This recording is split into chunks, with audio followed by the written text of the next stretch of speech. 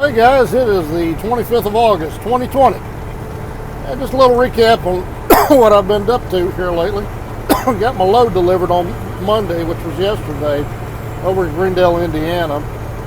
And had another load I booked out of Middletown, Ohio, going down to Jacksonville, Florida. It was like $3,000 on 820 miles, something like that, I forget. And got to the shipper, and they didn't care for the age of my trailer. Didn't bother looking at it, didn't inspect it, nothing. It was one of those, well, how old is your trailer? What year is your trailer, driver? And I said, it's 2001. I said, sorry, it's got to be at least 2010 or newer, or we're not loading. So I said, fine. I guess you're not loading it. So I had to go find another load. Got to load some sort of packaging. I think it was some sort of cardboard yesterday out of Cincinnati, Ohio, down to Pulaski, Tennessee. So got that on the truck and then got on down into Kentucky. Shut down, got this morning, got fuel, got coffee, breakfast, and eased on into Pulaski about 11 a.m. this morning. Got that off. It's a pretty quick offload. Pretty quick load too yesterday, actually. So while I was heading down to Pulaski this morning, I found this load that I'm doing right now. Place out of Lawrenceburg, Tennessee has a load. Cabinets to Go, I think is the name of the place. I don't know if they're any relation to Rooms to Go. Anyway, I bid on, well, I didn't bid, I negotiated the rate on this one at $4 a mile, going down to Naples, Florida. So got it loaded. Now we're, excuse me, I got something in my throat. I just ate 2 corn dogs. Feel like one of them's coming up. So we're running on down here in Dothan, Alabama tonight.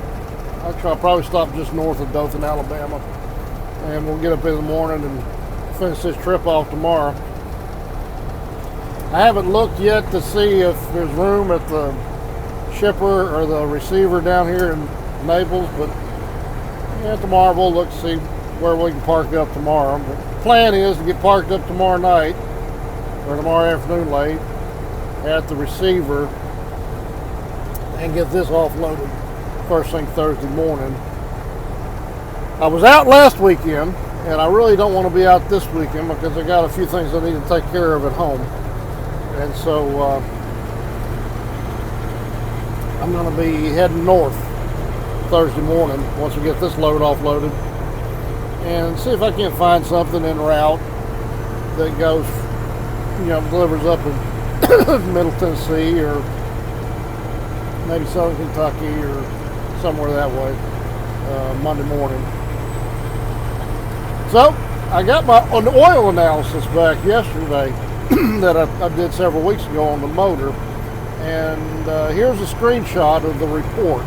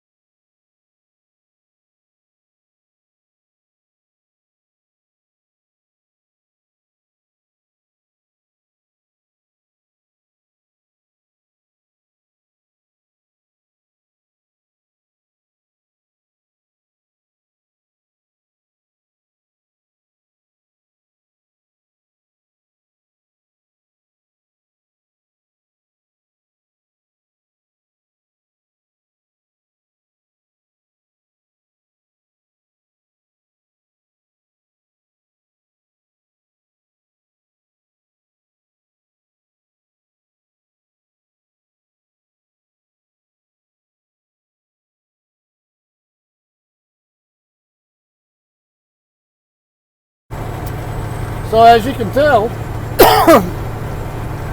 the analysis came back pretty good.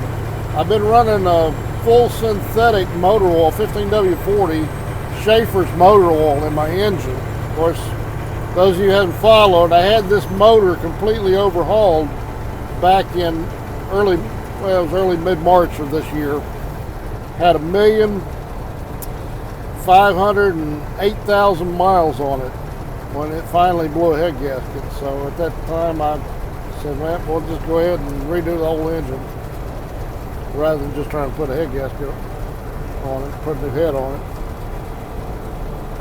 And so at that time I added around that time I added the OPS1 oil purification system on the engine. So what it does is it continuously filters the oil and keeps the oil clean. Keeps, tries to filter it down so that you don't have as many contaminants in your oil. Contaminants cause your engine to wear prematurely.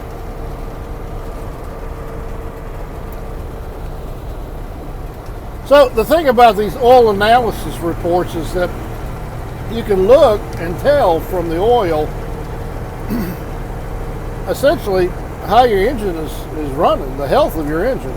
It's like pulling a blood sample from your body and sending it to the lab, and they can tell a lot about the health of your body, from your blood. So same thing for your engine, just by looking at the oil.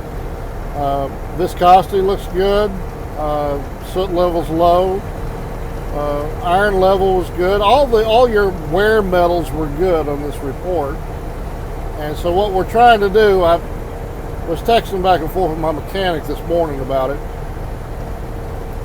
He seemed like he was a little nervous about how long I'm going between oil changes. I went, of course, when we first built the engine, we did the break-in for 5,000 miles, and then I brought it back into the shop. We did some other work, and at that time we serviced the truck, changed the oil in it. So it had 5,000 miles on the break-in oil, and then on the oil that's in the engine now, I did 25,000 miles, and at that point I pulled the oil sample. The OPS1 oil filtration system has a separate spin-on oil filter that at that point I changed as well, and then sent it off to the lab. So he wasn't too comfortable going another 25,000 miles before I do my next oil sample. So what I agreed to do was we'll tighten up the intervals at which we pull the sampling, and keep a tighter rein on it to understand how well this oil filtration system is doing before we start expanding it out. So what I'm going to do is when I get home, of course it'll be the end of the month, end of August, and what I'll do is I haven't had to do anything to this truck all month. I've had a very good month, and it's basically been maintenance free the entire month. So what I'll do is I'll pull another oil sample when I get home, and then I'll grease the truck, and then although I don't think it needs it right now, I'll go ahead and change the fuel filter, and then we'll put it on the road for the month of September, and hopefully we won't have to do any maintenance for September. Just depends on what the lab results are on the next oil sample. So right now we're heading down to Naples, Florida, and I knew there was a hurricane out in the Gulf somewhere. Really didn't pay too much attention as to it, but then obviously after I booked the load, I knew I was going down to Florida, and looks like the hurricane's going to hit Texas instead of Florida. So maybe I'll get lucky and dodge this hurricane too, like I did the other day over in Raleigh, North Carolina. Who knows? But these are the things that truck drivers have to deal with. We have to go whether or not the weather is good or bad. Just a moment, I got some knucklehead coming up on my right hand side here, so I have to burn my mirrors up to make sure that he doesn't do anything stupid and we start banging around out here. So if you see me doing like that, what I'm doing is I'm looking in my mirror to make sure that everything is good, and also this mirror as well. So it's been a really good month this year, or good month this month, excuse me. And this freight market continues to be red hot right now. In 2018, we saw a very good freight market, but then in the middle to late part of the summer, I could start to see it going down in terms of volumes of loads and the rates as well. This year, the exact opposite. We started out kind of crappy back in March and April when the whole pandemic shutdown occurred. But it was almost like we needed that to give us a kick in the pants to start shooting up. So obviously, freight rates are great for the trucker and not so great for the consumer. But you have to understand what we as truckers make on the road out here really has not kept up with the cost of inflation over the years. When I first started driving truck back in '92, I was working for 19 cents a mile for Schneider National as a company driver. They're the folks who trained me. And that was going right back then, around 19, 20 cents a mile. Now, I try and shoot for at least $2 a mile gross and a minimum of $1.40 a mile net. Now that's odometer miles. That's not book miles. That's what I'm actually doing.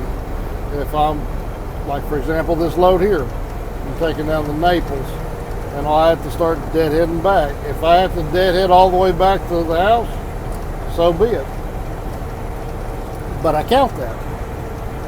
So I think that's what a lot of drivers don't do. They may put out there what they make on each load, but I've always said the gross doesn't tell the full story.